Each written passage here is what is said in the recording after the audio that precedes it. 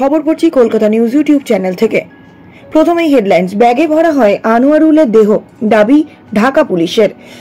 আদালতের রায় মানি না, ওবিসি সংরক্ষণ চলছে, চলবে, প্রকাশ্য মঞ্চে ঘোষণা মুখ্যমন্ত্রীর।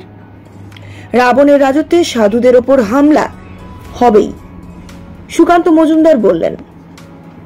ভাঙড়ের জনসমুদ্র থেকে নওশাদকে তোপ অভিষেকের। এবারে আসছি বিস্তারিত খবরে। তার আগে প্রথমেই অনুরোধ করব, আমাদের চ্যানেলটি অবশ্যই সাবস্ক্রাইব করুন। প্রথম খবর। ব্যাগে ভরা হয় আনোয়ারুলের দেহ, দাবি ঢাকা পুলিশের। খুন করার পর হাড় মাংস আলাদা করে হলুদ মাখিয়ে ট্রলি ব্যাগে ভরে ফ্ল্যাট ছেড়েছিল আততায়ীরা। বাংলাদেশি সাংসদ আনোয়ারুল আজিম খুনে এমনই চাঞ্চল্যকর দাবি করলেন ঢাকা মহানগর পুলিশের অতিরিক্ত নগরপাল গোয়েন্দা হারুন আর রশিদ। তার দাবি, বাংলাদেশে খুন করলে পুলিশি তৎপরতায় ধরা পড়ে যাওয়ার ভয়ে আনোয়ারুল আজিমকে কলকাতায় নিয়ে গিয়ে খুন করেছে আততায়ীরা। বৃহস্পতিবার বিকেলে ঢাকা মহানগর পুলিশের গোয়েন্দা বিভাগের দপ্তরের এক সাংবাদিক বৈঠকে রশিদ বলেন, 2 থেকে 3 মাস ধরে আততায়ীরা আনোয়ারুলকে খুনের পরিকল্পনা করছিল। প্রথমে বাংলাদেশে খুনের পরিকল্পনা করলেও ধরা পড়ে যাওয়ার ভয়ে পরিকল্পনা বদল করে তারা। ঠিক হয় কলকাতায় নিয়ে গিয়ে খুন করা হবে তাকে। সেই মতন আনোয়ারকে কলকাতায় নিয়ে যায় আততায়ীরা। সেখানে যে ফ্ল্যাটের সাংসদকে খুন করা হয়েছে, সেখানে মূল অভিযুক্ত আখতারুজ্জামান শাহিনকে 30 এপ্রিল দেখা গিয়েছিল। এরপরই চাঞ্চল্যকর দাবি করেন শাহিন। তিনি বলেন, খুনের পর আনোয়ারুলের হাড় এবং মাংস আলাদা করে আততায়ীরা, তারপর হলুদ মাখিয়ে তা ব্যাগে ভরে নিয়ে যায়।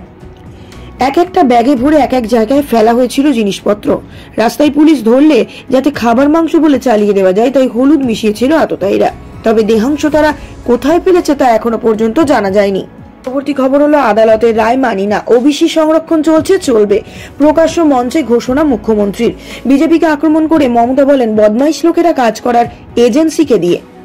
কাকে দিয়ে একটা অর্ডার করিয়েছে, যদিও তার রায় আমি মানি না, কারণ 26,000 শিক্ষককে যখন বাতিল করেছিল বিজেপি, আমি বলেছিলাম ওদের রায় আমরা মানি না। তেমনি বলছি আজকে, যে রায় দিয়েছে আজকে যেই থাকুন, নাম বলবো না।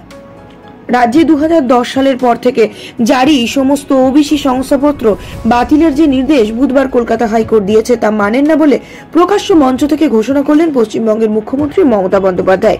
এদিন খড়ায় দমদম কেন্দ্রের তৃণমূল প্রার্থী সৌগত রায়ের সমর্থনে এক জনসভা থেকে আদালতের বিরুদ্ধে মুসলিমদের বঞ্চিত করার ষড়যন্ত্রে লিপ্ত থাকার অভিযোগ করেন তিনি। ঘোষণা করেন, আদালতের নির্দেশ পরেও জারি থাকবে ওবিসি সংরক্ষণ। এদিন মমতার দৃশ্যত ছিলেন ক্ষুব্ধ। আদালতের রায় মানি না বলে ঘোষণা করার পর পাশাপাশি বিচারকদের আক্রমণ করেন তিনি। বলেন, আজকেও শুনেছি একজন জাজকে দিয়ে, যিনি ভদ্রলোক জাজ বলে দাবি করেন নিজেকে, আমি সম্মান করি তাকে। অনেক ব্যাপারে তিনি বিখ্যাত। কাজ নেই, কর্ম নেই।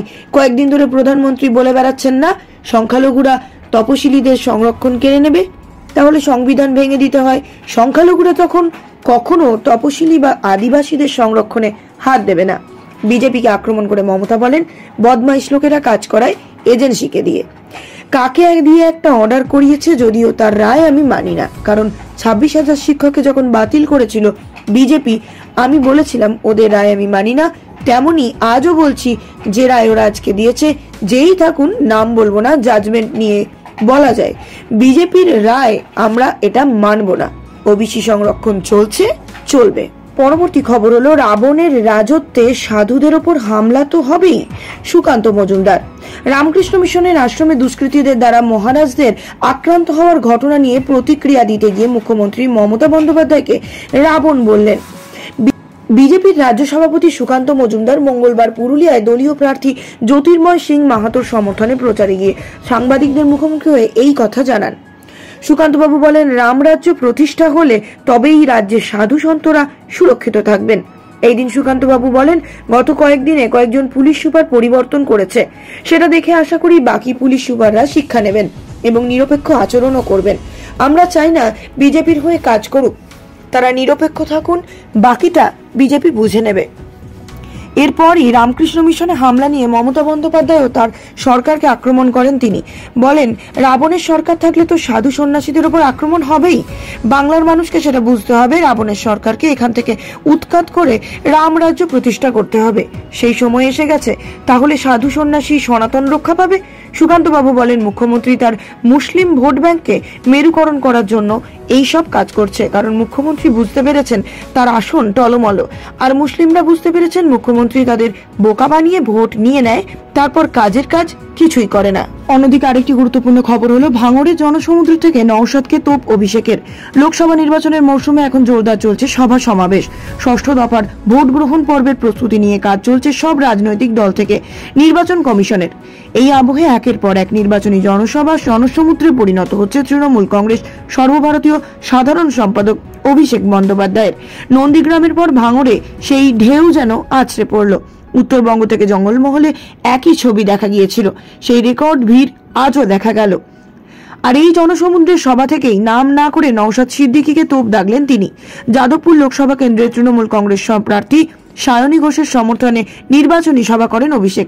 সেখানেই ভাঙড়ের আইএসএফ বিধায়কের বিরুদ্ধে একের পর এক বাক্যবাণ নিক্ষেপ করেন তিনি। ডায়মন্ড হারবারের তৃণমূল কংগ্রেস প্রার্থী অভিষেক বন্দ্যোপাধ্যায় আজ বৃহস্পতিবার সভা থেকে বলেন, 2021 সালে যাকে আপনারা বিধায়ক হিসেবে নির্বাচিত করেছিলেন তিনি 3 বছর ধরে বিজেপির বি টিম হয়ে কাজ করছেন। আমি বিধায়কের নাম মুখে আনবো না, কিন্তু ভাঙড়বাসীকে বলবো, এখান থেকে যাকে আপনারা 3 বছর আগে প্রায় 23-24 হাজার ভোট দিয়ে জিতিয়েছিলেন, আপনাদের প্রতিনিধি করে বিধানসভা পাঠিয়েছিলেন, তিনি বিজেপির বি টিম হয়ে কাজ করছেন। এর জবাব দেবেন না? অভিষেকের প্রশ্নের জবাবে হর্ষধ্বনি দিয়ে জনসমুদ্র থেকে আওয়াজ আসে, হ্যাঁ দেব। এই কথা শুনে ভাঙড়ের আইন শৃঙ্খলা এবং শান্তি সম্প্রীতির জন্য কলকাতা পুলিশকে এখানে নিয়ে আসা হয়েছে বলে জানান। কলকাতা পুলিশ এখন ভাঙড় দেখেন। আর অভিষেকের বক্তব্য, এখানে যারা বোমা বন্দুকের রাজনীতি করত তাদের খেলা শেষ হয়ে গিয়েছে। যে কলকাতা পুলিশকে স্কটল্যান্ড ইয়ার্ডের সঙ্গে তুলনা করা হয়, এখন তারা এখানে আইন শৃঙ্খলা সামলায়। মমতা বন্দ্যোপাধ্যায় ভাঙড়বাসীর শান্তির কথা চিন্তা করেই এই পদক্ষেপ করেছেন। সিএএ এনআরসির বিরুদ্ধে মমতা বন্দ্যোপাধ্যায় যখন আন্দোলন সংগঠিত করেছেন, তখন বিজেপির শুভেন্দু অধিকারীর প্রশংসা করেছেন ভাঙড়ের বিধায়ক।